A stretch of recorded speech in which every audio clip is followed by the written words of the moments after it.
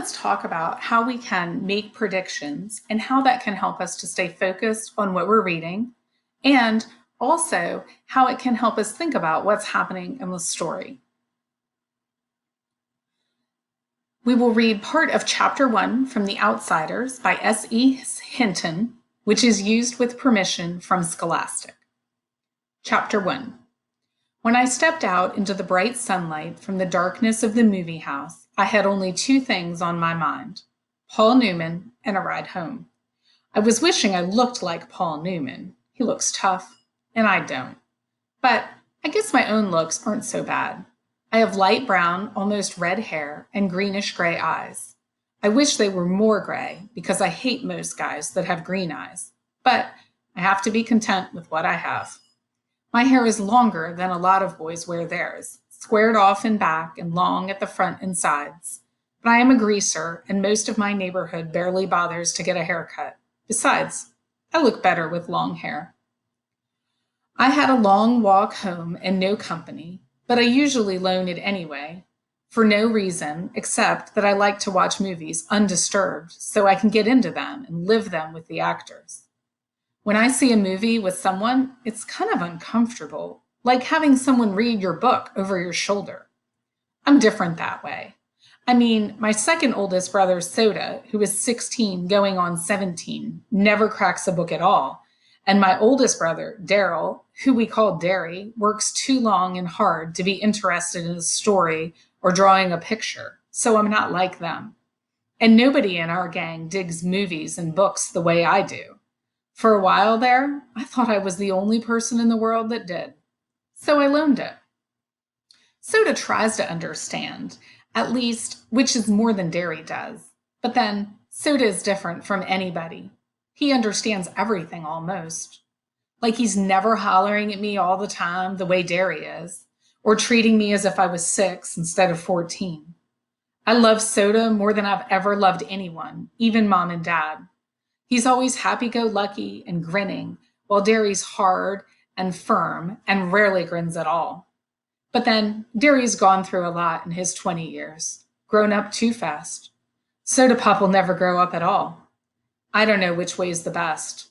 I'll find out one of these days. Anyway, I went on walking home, thinking about the movie, and then suddenly wishing I had some company. Greasers can't walk alone too much, or they'll get jumped. Or someone will come by and scream "Greaser" at them, which doesn't make you feel too hot, if you know what I mean. We get jumped by the socias. I'm not sure how you spell it, but it's the abbreviation for socials, the jet set, the West Side rich kids. It's like the term greaser, which is used to class all us boys on the East Side. I'm going to stop there and make a prediction. And I think I'm going to predict that he is going to get jumped because it says that greasers can't walk alone or they'll get jumped. And I also saw that people might scream greaser and we get jumped by the socias. So I feel like he may get jumped.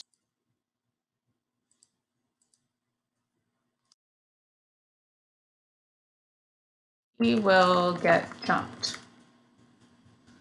I'm going to move that down to my might happen column because that's my prediction and I think it might happen. We're poorer than the socias and the middle class. I reckon we're wilder too.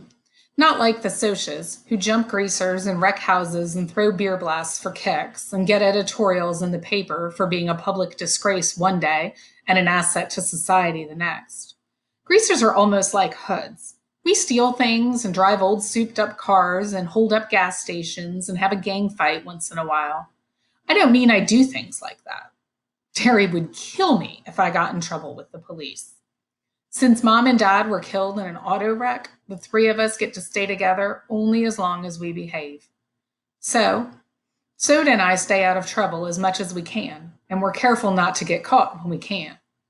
I only mean that most greasers do things like that, just like we wear our hair long and dress in blue jeans and t-shirts, or leave our shirt tails out and wear leather jackets and tennis shoes or boots. I'm not saying that either socias or greasers are better. That's just the way things are. I could have waited to go to the movies until Dairy or Soda Pop got off work. They would have gone with me, or driven me there, or walked along, although Soda just can't sit still long enough to enjoy a movie, and they bore Dairy to death. Dairy thinks his life is about inspecting other people's. Or I could have gotten one of the gang to come along, one of the four boys Dairy and Soda and I have grown up with and consider family. We're almost as close as brothers. When you grow up in a tight-knit neighborhood like ours, you get to know each other real well. If I had thought about it, I could have called Derry and he would have come by on his way home and picked me up. Or Two-Bit Matthews, one of our gang, would have come to get me in his car if I had asked him. But sometimes I just don't use my head. It drives my brother Derry nuts when I do stuff like that, because I'm supposed to be smart. I make good grades and have a high IQ and everything, but I don't use my head. Besides, I like walking. So it's been a whole page, so I feel like I should stop and think. And I'm going to review my prediction and think about whether or not I think he's going to get jumped. And I still do, even though he spent this time kind of describing who he is, I still feel like walking alone is probably what's going to get him in trouble. So I'm going to leave my prediction right where it is.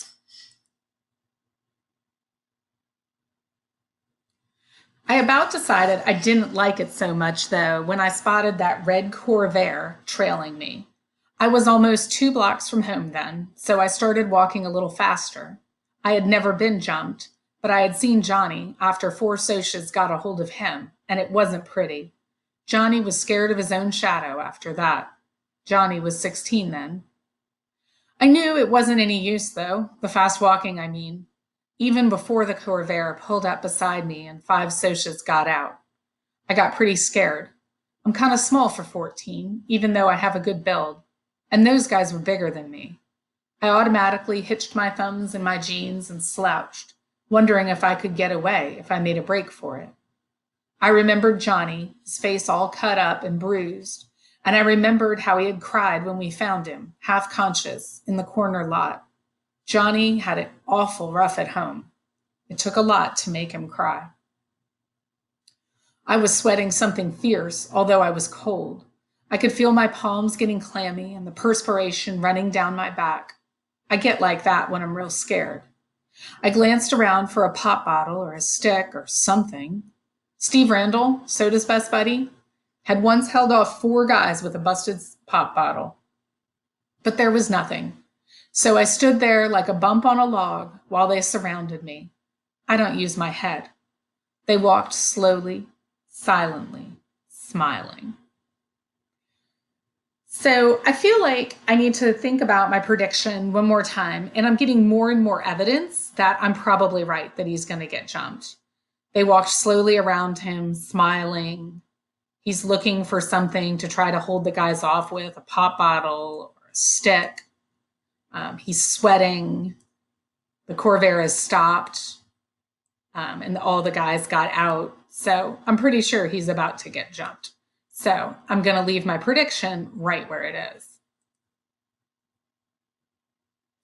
Hey, Grease, said one in an overly friendly voice. We're going to do you a favor, Greaser. We're going to cut off all that long, greasy hair off. He had on a Madras shirt. I can still see it. Blue Madras. One of them laughed, then cussed me out in a low voice.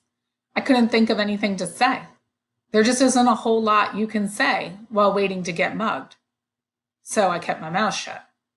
Need a haircut, Greaser? The medium-sized blonde pulled a knife out of his back pocket and flipped the blade open. I finally thought of something to say. No. I was backing up away from that knife. Of course, I backed right into one of them. They had me down in a second. They had my arms and legs pinned down, and one of them was sitting on my chest with his knees on my elbows. And if you don't think that hurts, you're crazy. I could smell English leather, shaving lotion, and stale tobacco, and I wondered foolishly if I would suffocate before they did anything. I was scared so bad I was wishing I would. I fought to get loose and almost did for a second. Then they tightened up on me, and the one on my chest slugged me a couple of times. So I lay still, swearing at them between gasps. A blade was held against my throat. So I'm going to stop there and think about what I think is going to happen. And I can do two things. First, I can think about my prediction that he will get jumped, and that has actually already happened. So I can move that to my happened column. And then I also want to think about my next prediction. I think that he's going to maybe end up in the hospital. It says a blade was held against my throat. I thought if I would suffocate. And so, and he was thinking earlier about how badly Johnny got beat up. And so I really do think that he is going to maybe end up in the hospital. So I'm going to go ahead and make that prediction. End up in the hospital and move that into my might happen column. I'm going to keep reading to see if I'm right. How'd you like that haircut to begin just below the chin? It occurred to me then that they could kill me. I went wild. I started screaming for soda, dairy, anyone. Someone put his hand over my mouth and I bit it as hard as I could, tasting the blood through my teeth. I heard a muttered curse and got slugged again, and they were stuffing a handkerchief in my mouth. One of them kept saying, "Shut up, shut him up, for Pete's sake, shut him up."